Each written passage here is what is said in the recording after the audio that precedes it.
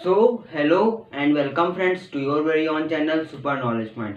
मैं हूं आपका दोस्त अभिषेक शुक्ला और आज मैं आपके लिए लेकर आ गया हूं रिफ्रैक्शन थ्रू लेंस का क्विक रिवीजन। आज हम लोग यहां पर जो लेंस चैप्टर है रिफ्रैक्शन थ्रू लेंस उसका क्विक रिवीजन करेंगे।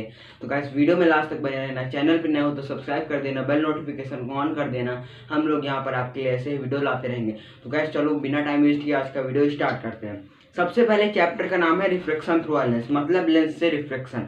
लेंस क्या होता है? लेंस हमारा एक ट्रांसपेरेंट और रिफ्लेक्टिव मीडियम होता है जहां से वो ट्रांसपेरेंट होता है जिससे लाइट रिफ्लेक्ट करती है। लेंस हमारे सिलेबस में दो तरह के बताए गए हैं। मैं ये नहीं कह रहा हूँ कि दो तरह के होते हैं, हमारे सिलेबस में दो तरह के, convex lens and concave lens. Convex lens वो होते हैं जो कि कॉर्नर से थिन होते हैं और मिडल से थिक होते हैं। मतलब जो कॉन्वेक्स लेंस होते हैं वो ऊपर पतले होते हैं और बीच में मोटे होते हैं, और जो हमारे कॉनकेव लेंस होते हैं वो इसका अपोजिट, ऊपर नीचे मोटे होंगे और बीच में पतले होंगे। ओके, इतना समझ में आया।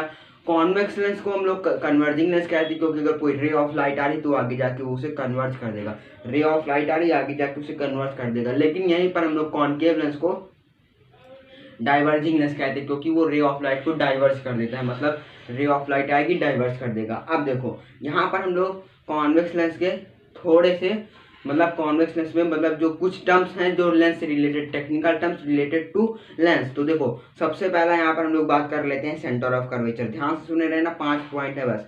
देखो सेंटर ऑफ कर्वेचर क्या होता है? जो हमारा लेंस होता है वो किसी पर्टिकुलर दो ग्लास से मिलकर बना होता है, मतलब दो ग्लास के कॉम्बिनेशन से मिलकर बना होता है। तो जो दोनों ग्लास का सेंटर होगा उसे हम लोग बोलेंगे सेंटर ऑफ कर्वेचर। अब बात आता है हमारे पास प्रिंसिपल एक्सिस की। Principal axis radius of curvature. Radius of curvature क्या होता है? जो आपका एक कोई दो सर्किल है, दोनों सर्किल में किसी भी एक सर्किल का सेंटर ऑफ कर्वेचर लेके और उसकी बाउंड्री में कहीं भी जाके टच करवा दो। जो रेडियस सिंपली होता है सर्किल का, पॉइंट से जो मेन सेंटर से लेके और वो सब बाउंड्री तक का कहीं भी टच करा दो तो वो आपकी रेडियस बन जाती है। तो रेडियस ऑफ कर्वेचर समझ में आया। फोकस देखो, आप फोकस क्या होता है? फोकस एक मेन चीज होती है। देखो सबसे पहले, उससे पहले समझो प्रिंसिपल एक्सिस क्या होती है। प्रिंसिपल एक्सिस हमारी जो कि ऑप्टिकल सेंटर क्या होता है? जो दो सर्किल है ना, आपने देखा होगा, लेट सपोज ये हमारा एक सर्किल और ये एक सर्किल है, इन दोनों का जो सेंटर होगा, मतलब जहां पे वो लेंस ऐसे देखो ये दो स्लैब हैं आपस में, ये एक सर्किल ये एक सर्किल, अब ये दो आपस में इंटरसेक्ट करें तो यहाँ पर आप लोग देख रहे हो एक ऐसे कुछ करके बन रहा है। उसका जो सेंटर होगा, आप लोग फिगर में देखिए, मैं फिगर में दिखा रहा हूँ आपको लेकिन मैं लिख नहीं सकता, केवल इतनी प्रॉब्लम है, इस वजह से आप लोग वहां पर देखिए। ओके, तो उसका सेंटर होगा वो हमारा क्या होगा? Optical centre. अब देखो अगर ray of light principal axis के पैरेलल है तो वो फोकस पे जाके मीट करेगी। यहां से समझ में आएगा फोकस क्या होता है। अगर दो बातें मैं आपको बताऊंगा, अगर आपने दोनों याद रखी आपको पूरा चैप्टर तुरंत क्लियर हो जाएगा। देखो पहली बात, अगर लाइन प्रिंसिपल एक्सिस के पैरेलल है, मतलब जो कि ऑप्टिकल सेंटर ऑफ कर्वेचर, दोनों सर्किल का सेंटर ऑफ कर्वेचर और ऑप्टिकल सेंटर के बीच को टच करते हुए जा रही है, मतलब optical centre of curvature first, centre of curvature two, इन तीनों से जो जा रही है वो हमारी क्या हो जाएगी? Principal axis. तो अगर कोई लाइन प्रिंसिपल एक्सिस के पैरेलल आ रही तो वो आगे जाके फोकस पे मीट करेगी।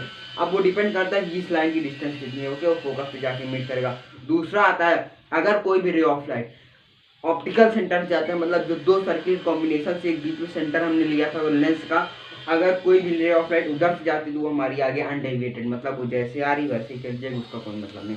अब देखो सबसे, अब हमने ये बात कर ली लेंस क्या होता है, लेंस के कितने टाइप होते हैं, दो तरह के होते हैं, और यहाँ पर कुछ टर्म्स जो उससे रिलेटेड थे वो मैंने आपको बता दिए। अब हम लोग यहाँ पर आपको जो बताने जा रहे हैं उसे आप ध्यान रखो। उसमें ध्यान क्या रखना है? जो न्यूमेरिकल्स पूछे जाते हैं इस चैप्टर से, प्रिंसिपल और construction rays for ray diagram. अब देखो सबसे पहला वाला, आप देखो यहाँ पर आपका पहला नहीं है। ओके, यहाँ पर देखो लिखा हुआ है कंस्ट्रक्शन ऑफ रे डायग्राम फॉर लेंस। अब देखो सबसे पहले यहाँ पर हम लोग बात कर लेते हैं, कहाँ से है समझ में नहीं आ रहा। ओके राइट नाउ अभी मुझे मिल गया। यहाँ पर आपको सिर्फ दो बातें याद रखनी है। अगर कोई भी लाइन प्रिंसिपल एक्सिस के पैरेलल होते हुए जा रही है रे तो वो फोकस पे मीट करेगी। अगर कोई भी लाइन ऑप्टिकल सेंटर जाएगी तो वो अनडेविएटेड। अब पहला देखो, अगर ऑब्जेक्ट 2f1 के बाद है, मतलब देखो ये वाला फिगर देखो, ये है हमारा पहला जो लिखा हुआ है, इसमें लिखा हुआ है ऑब्जेक्ट बियॉन्ड 2f1, मतलब कोई ऑब्जेक्ट जो कि 2f1 के पहले, मतलब 2f1 के और पहले। तो देखो यहाँ पर आप लोग देख लीजिए, सेंटर देख पा रहे हैं, उस सेंटर पे देखिए, उस सेंटर से थोड़ी दूरी पर, मतलब उस सेंटर जितनी दूरी फोकस की होगी दोनों तरफ, उतनी ही दूरी पर आगे 2f1 होगा। देखो ये सेंटर आप लोग को दिख रहा है, यहाँ आप लोग ध्यान से देखो सेंटर है, सेंटर से थोड़ी दूरी पर यहाँ पर आपका फोकस फर्स्ट दिखेगा, और इस जितनी दूरी इस सेंटर की उतनी दूरी यहाँ पर होगी जो कि है 2f1, और वही सेम चीज f2 यहाँ पर होगा इस सेंटर से थोड़ी दूर पर, उसके बाद उतनी ही दूरी पर आगे 2f2 मिलेगा। 2f1 देखो f1 f2 और 2f1 2f2, बस ये बहुत इजी होता है। अब देखो इतना समझ में आया। अब बता रहा है ऑब्जेक्ट हमारा कहाँ है 2f1 से भी पहले। तो देखो अगर हम लोग 2f1 पे एक ऑब्जेक्ट है हमारा जो कि है, अब उस ऑब्जेक्ट वो क्या है पर्टिकुलर मान लीजिए कोई चीज है इतनी लंबी सी ऐसे मान लीजिए, ओके। अब यहाँ से ये किसी भी हम लोग किसी भी ऑब्जेक्ट की इमेज बनाने के लिए हमें सिर्फ दो रे चाहिए होती है। पहली देखो एक तो ये प्रिंसिपल एक्सिस की पैरेलल है, तो आगे जाके कहाँ से मीट करेगी फोकस से, डायग्राम आप लोग वहां देखो, मैं यहाँ पे आपको एक्सप्लेन कर रहा हूँ। अगर कोई भी ray of light principal axis के पैरेलल ये जा रही है हमारी प्रिंसिपल ऑफ एक्सिस, ये हमारा क्या कहते हैं ऑप्टिकल सेंटर, ये हमारा f1 f2 और 2f1 2f2, ओके। अब कोई भी लाइन अगर प्रिंसिपल एक्सिस पैरेलल है तो आगे जाके फोकस से मीट करेगी, ओके। तो हमें पहले उसकी पॉइंट पता चलेगा कहाँ पर फोकस से। दूसरा आता है अगर वो ऑप्टिकल सेंटर से जाएगी तो क्या अनडेविएटेड, तो फोकस से थोड़ी नीचे पर, मतलब जहां पर वो फोकस पे मीट करेगी उससे थोड़ा आगे जाके वो मीट करेगी जो कि f2 से डिस्टेंस पहले होगी। तो आप लोग इस फिगर को ध्यान से देखो, इसमें आपको समझ में आएगा। तो जो हमारी पोजीशन ऑफ इमेज की पोजीशन कहाँ बनी है f1 और f2 के बीच में, और इमेज की ऑब्जेक्ट की पोजीशन कहाँ थी बियॉन्ड 2f1। अब इमेज का साइज कैसा है डिमिनिश्ड है, डिमिनिश्ड इसलिए क्योंकि इमेज छोटी हो गई है, और नेचर कैसा है रियल इमेज, जहां पर अगर साइज डिमिनिश्ड है वहां पर आपको इमेज रियल दिखेगी। दूसरा देखो अब ऑब्जेक्ट हमारा 2f1 से अभी तक ऑब्जेक्ट हमारा क्या था 2f1 के भी बाद में था, लेकिन अब वो 2f1 पर खिसक के 2f1 पर आ गया, मतलब 2f1 पर आ गया। अब देखो अब वो 2f1 पर आ गया तो यहाँ पर भी सेम चीज अप्लाई करेंगे। अप्लाई क्या करेंगे सेम चीज, ये अगर कोई भी ray of light principal axis के पैरेलल है, अभी ये ऑब्जेक्ट यहाँ पर था, अभी ये फोकस 2f1 पर आ गया, तो अगर रे ऑफ लाइट हमारा प्रिंसिपल एक्सिस के पैरेलल फोकस से मिलेगी, और अगर ऑप्टिकल सेंटर जा रहा है तो अनडेविएटेड आगे जाके वो जहाँ मिलेगी वो मिलेगा, मतलब ऑब्जेक्ट इधर आता जा रहा है। देखो आप लोग स्क्रीन पर देखो ऑब्जेक्ट जितना इधर आता जा रहा है इमेज उतनी ही दूर जाती जाएगी। ऑब्जेक्ट पहले दूर था तो इमेज पास थी, अभी ऑब्जेक्ट थोड़ा इतना आ गया है तो इमेज और दूर गई। तो पहले क्या था ऑब्जेक्ट बी से भी मतलब f1 2f1 से भी पहले था, लेकिन इमेज हमारी कहाँ बनी थी f2 और f2 के बीच में, मतलब f2 और f2 के बीच में बनी थी। लेकिन यहाँ पर क्या हुआ हमारा ऑब्जेक्ट 2f1 पर आ गया, लेकिन हमारी इमेज कहाँ पर चली गई 2f2 पर, मतलब पहले बीच में थी अब खिसक गई। अब देखो यहाँ पर क्या पोजीशन ऑफ इमेज क्या थी, पोजीशन ऑफ इमेज यहाँ पर है हमारी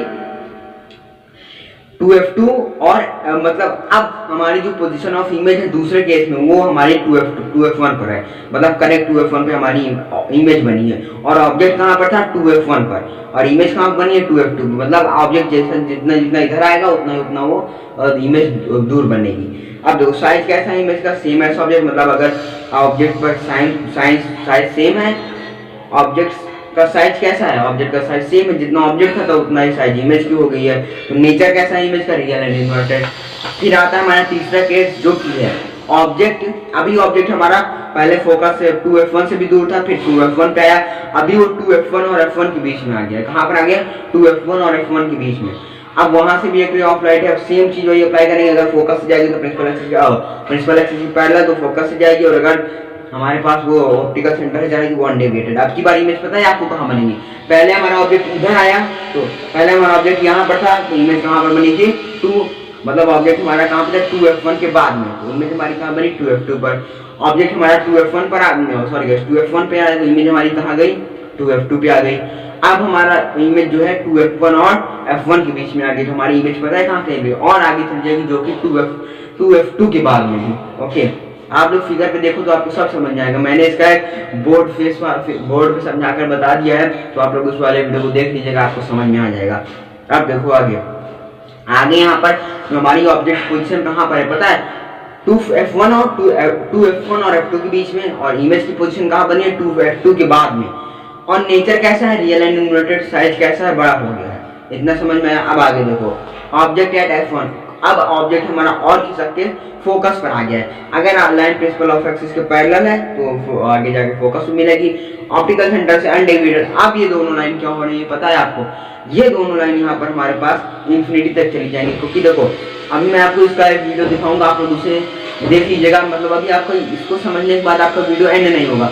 अभी मैं आपको उसी का वीडियो जो समझा के छेड़ो केस को समझा के बताऊंगा, तो आप लोग उसे देखेगा। हाँ ओके, आप देखो अभी हमारा जब ऑब्जेक्ट फोकस पे आ गया तो हमारी दोनों लाइन जो है, जो हमारी एक प्रिंसिपल एक्सिस की पैरेलल थी फोकस वाली और जो हमारी ऑप्टिकल सेंटर से, दोनों पैरेलल हो गए।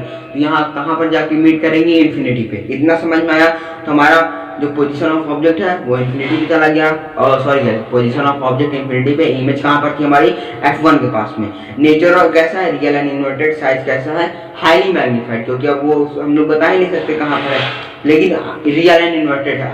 रियल एंड इन्वर्टेड इसलिए है, virtual and erect. Real and inverted एक हो गया, and virtual and erect. Virtual and erect तब होती है जब हम लोग उसे बैक में प्रोड्यूस करते हैं। यहाँ पर हमें पता है कि इन्फिनिटी में जाके मिलेंगी, फोकस पे मिलेंगी, 2f2 और f2 के बीच में मिलेंगी, हमें पता है ना यहाँ पर मिलेंगी। लेकिन अगर कोई रे ऑफ लाइट ऐसे अनडेविएटेड जा रही है तो उसे हम लोग क्या करते हैं? पीछे से प्रोड्यूस करके एक पॉइंट पर मिलाते हैं, जहाँ पर हम लोग ऑब्जर्व करते हैं कि यहाँ पर इमेज बनी है।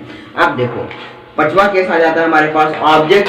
अब हमारा ऑब्जेक्ट आ चुका है, अभी फोकस पे था, अभी फोकस और ऑप्टिकल सेंटर के बीच में आ जाए तो हमारी इमेज जो होगी ना वो डेविएटेड हो जाएगी। मतलब अनडेविएटेड, उसको कुछ नहीं, वो दूर जाती जाएगी तो वो डेविएट हो जाएगी।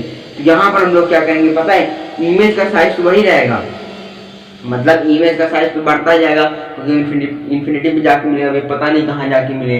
तो यहाँ पर ऑब्जेक्ट साइज का बड़ा हो जाएगा, तो यहाँ पर हम लोग बैक में जाके प्रोड्यूस करते हैं, जिससे हम लोग कहेंगे कि यहाँ पर हमारा जो ऑब्जेक्ट की पोजीशन की ऑब्जेक्ट पोजीशन पूछ रहा है, तो उससे भी हम लोग लिखेंगे डाइवर्जिंग है, इंक्रीज करती जाएगी। फिर पूछा जाएगा पोजीशन ऑफ इमेज, इमेज की पोजीशन कहाँ पर बनी है, उसे हम लोग बोलेंगे बियॉन्ड एट 2f1, मतलब क्योंकि हमने बैक में प्रोड्यूस करके देखा। आगे तो सो गाइस, अगर आपको ये वीडियो अच्छा लगा हो तो प्लीज इस वीडियो को लाइक कर दीजिएगा, चैनल पे नए हो तो सब्सक्राइब कर दो, बेल नोटिफिकेशन को ऑन कर दो। यहाँ पर हम लोग आपके लिए ऐसे ही वीडियो लाते रहेंगे। तब तक के लिए okay bye, stay home stay safe.